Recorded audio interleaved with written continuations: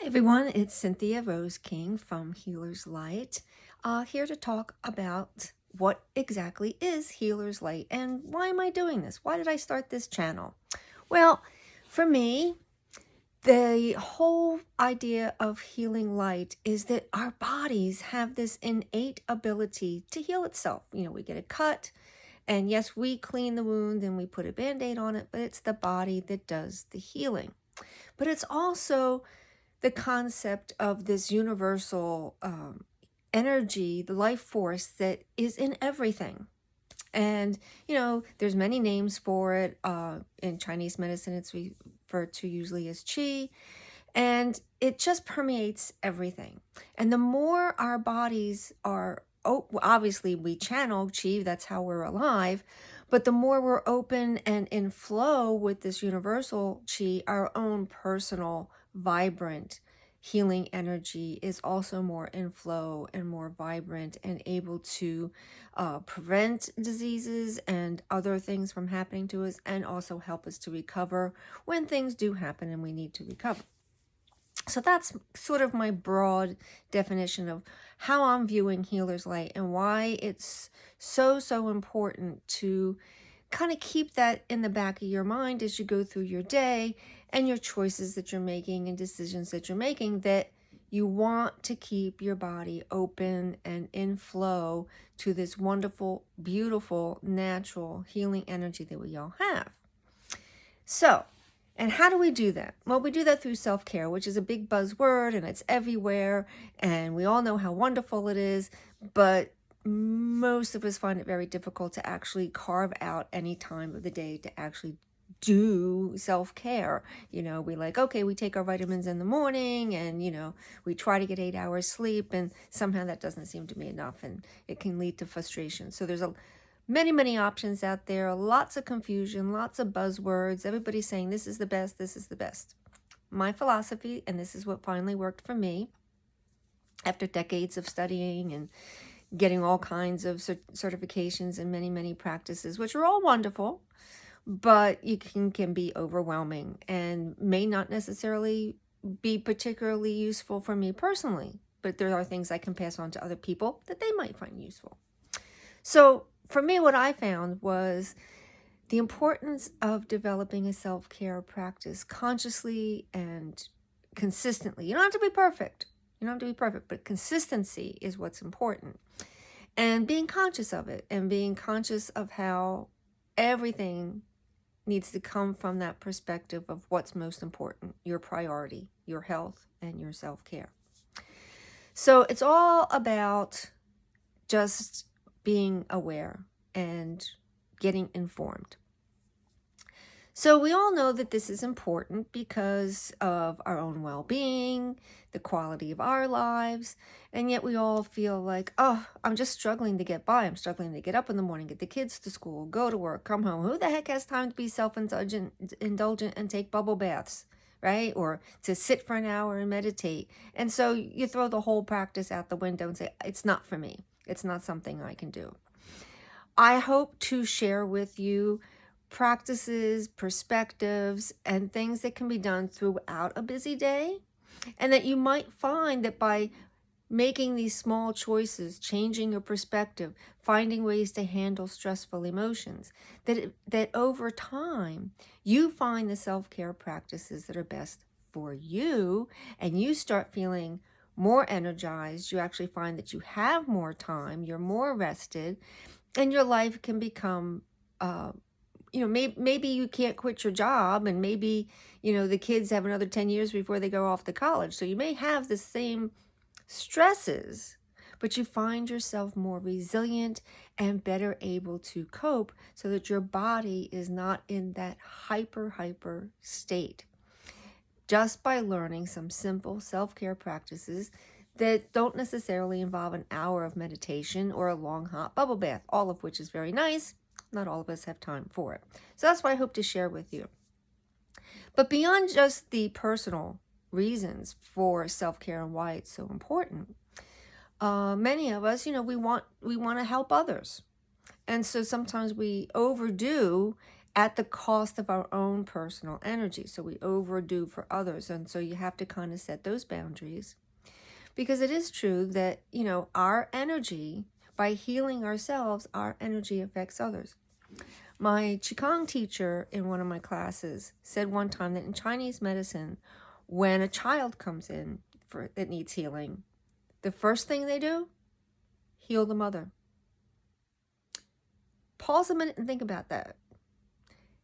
Energetically, they are healing the mother first. This is sort of another piece of evidence that our energy does affect other people, and those closest to us, of course, and even more so our children. So even if you want to martyr yourself and you just want to kind of like burn both ends of the candle, think about that though. It's like, what is your burning yourself out doing to the energy around you and affecting the energy of those who are connected to you and in your energy field? So it affects other people. And let me just flip the page here because I keep my notes so I kind of keep on track a little bit. So since we know that it affects other people, we all know the safety tip of when you're on an airplane and the oxygen mask comes, you put your oxygen mask on first and then your child's. And why is that? Because we are of no use to anybody if we pass out or if we energetically drain ourselves. So keeping that in mind, that go, go, go, go, go. Yes, there's stressful situations where sometimes our adrenaline has to kick in and we have to do what has to be done for short periods of time. If we stay in that hyper state, we just quickly burn out. And we need to learn those techniques which let us recover, pull back, get out of that adrenaline high, that kick in energy, to come back, recover, rest, because our natural state is to be in a calm, restful, peaceful state. And many of us, our bodies have forgotten how to do that because of the society and the pressures that are on us. It's go, go, go. That's the only thing that seems to be valued. Go, go, go. And my suggestion and what worked for me was to step off of that belief for a little bit and say, I don't have to go, go, go 100% of the time. That in actuality, I will get more done if I come from a calm, more relaxed state. And that took a lot of years. I mean, I studied for many years before that little light switch went off and I got that I could learn 100 techniques.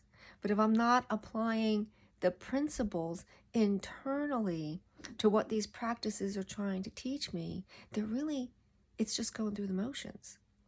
So we'll talk about all that. I'll, have other videos planned and other stories I can tell you about my own growth journey. Hopefully they'll inspire you and have you maybe look at experiences in your life and go, that was a teaching moment, and what can I get from that and bring that forward. So but we'll get into all that. So we know that to do self-care is important. Selfishly for our own lives, it will make us better. But it also affects those around us. But even broader than self and family and those close to us, studies have shown that energetically, these traumas can be passed down genetically. And my theory is, okay, that's an energetic kind of woo-woo theory that these traumas from the past have left chemical imprints on our genes. But if you think about the science of it, think about this. What is happening in our bodies when we are traumatized? There's a war, there's a flood, there's a major catastrophe. All these chemicals are going on in our bodies, and that affects every single cell of our body. And then the genetics of those cells go into our bloodstream, go into our, everything, every part of our body. So that trauma chemically makes sense that it could, in a broader sense, be passed on to generations. Okay? So it's an interesting theory to think about. And if you think about, even if you want to take away the energetics of it, hate and all of that is taught.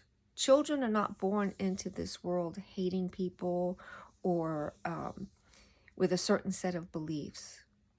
Beliefs and hate and all of that are taught.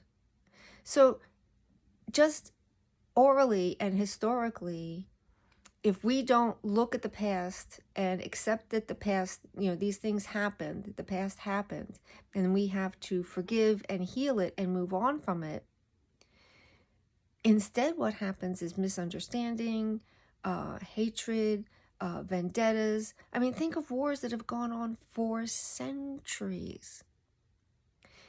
So maybe there are two things going on. Maybe chemically and through our genetics, that trauma, that adrenaline rush, that response to trauma is passed down somehow genetically.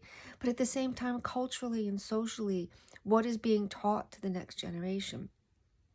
And where does it end? Where does the healing begin? And how do we do that?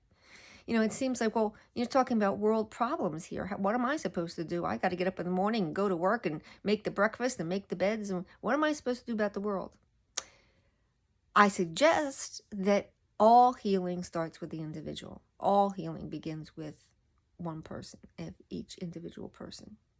So if you take the time to start to heal your own inner traumas, your own inner wounds, your own knee-jerk responses to stresses, it doesn't matter what particular practices you may choose to help you along the way. The key is your resilience, your ability to stay in flow, and not just have these knee-jerk reactions to things where you're just like, oh, another stress, oh, another stress. Instead, you're able to step back and observe and choose your responses that'll be best for you and those around you. It's just a change in perspective a little bit. And like I said, there were many, many kind of light bulb moments for me throughout my years of studying all these practices where it was like, oh, that's what that was all about. It's not about, oh, moving this way, doing that, lighting this candle, using this crystal. It was about coming to that inner space of peace, forgiveness for self and others, compassion, willingness to step back and not take everything personally, and sort of another layer of, emotional maturity, emotional intelligence, and stepping into the universal wisdom and realizing that, yes, the individual is important, but we are something bigger. We are part of something bigger. So all healing begins for me with the individual. And so that's why I'm such a big supporter of discovering what self-care practices work for you. Because the only self-care practices that are the best are the ones that you will do consistently and that help you come to a place where your life is vibrant and thriving. And a lot of these practices take time. So you can't just try it for a week and say, well, that didn't work. Because you may be dealing with trauma or healing that needs, that's been there for decades or centuries. And so it might take, these are kind of slow evolving practices that take time. Sometimes you'll see instant results, instant benefits. And if you keep going with those, you'll discover even more benefits. So I hope to, through Healer's Light, to talk about practices that I do, insights that I've gained, and the whole goal is for you to find what works for you, and not for me to tell you this is the best or this is what you should do. So that's my purpose for Healer's Light. That's my concept of what Healer's Light is and why I came up with that term. Because I'm talking about that innate energy, natural energy that our body has, and that we all channel that universal healing light and energy. And the more open we are to it, the more we can emanate that from ourselves. We will in turn help others just by our mere presence, our vibration, excuse me. Early in the morning, haven't had enough coffee yet. So just by us holding this vibration of healing and compassion and resilience and wisdom and forgiveness and all that wonderful stuff, that vibration then can radiate out to others even though the world is sort of bombarding us with all these other things that are trying to, upset the apple cart, change that vibration, and pull us into the knee-jerk reactions and the stress, the fight or flight. Okay? Yes, there's times when, a tiger's coming to attack us, fight or flight, run. Okay? The adrenaline's pumping. Tiger's not there no more. We need to find ways to get back to that peaceful, restful state, so that our energies can be put to keeping our bodies healthy, to healing anything, at a cellular level before it even manifests into a problem. But if our energy is always directed out to dealing with crisis and this and this and this, we're not turning that energy in for ourselves to stay healthy. And then we end up exhausted. We end up with headaches. We end up with all kinds of stress responses in our body, from ulcers and, to all kinds of dis-ease within our body. And so that takes away even more from our time, even more from what we can do. So from a selfish point of view, absolutely self-care is most important so that our own bodies can be healed. Add to that, though, give some thought to, just by taking the time to be the best that you can be, that begins the healing for the entire planet. Because we are part of something so much bigger. And I know it's hard to see sometimes, and I know it's hard to feel sometimes because of all the craziness that goes on around us. But if you just take a deep breath and step outside and just view nature for just a little bit, and just give that thought a chance to look up at the stars, to look at it all, the wonderful life that's thriving around us. We are one tiny speck, one drop in an ocean of life. But every drop is important in that ocean. And every drop that's cleaned and healed cleans our oceans and our rivers.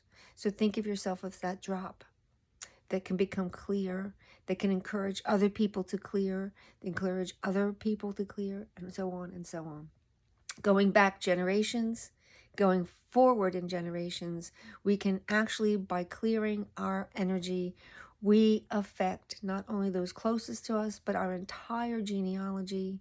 And through that, we also can heal, be part of healing the world. Can we do it ourselves? It's going to take a collective consciousness. It's going to take us all. But where does it start? It starts with you. It starts with me. It starts with those around us. So don't get overwhelmed. Don't throw out this whole concept of self-care as being self-indulgent and that you don't have time. Because that's all we have, is a limited amount of time in this particular incarnation. So let's make the best of it. Let's give ourselves a break. Let's explore together what self-care practices are best for you, what you can right now fit into your busy, busy day that'll start to make things better for you. And broaden the perspective a little bit of, it's not just you, that you can actually affect the world. Everybody can affect the world. Starts today, starts with the decision within you that your self-care is going to be priority number one, and that you are going to turn on your healing light, that your healer's light is going to shine vibrantly. So take care. That's my message for today, and bright blessings. Till next time. And please like and subscribe to my channel. That would be great. I thank you so much for your support. Take care. Bye-bye.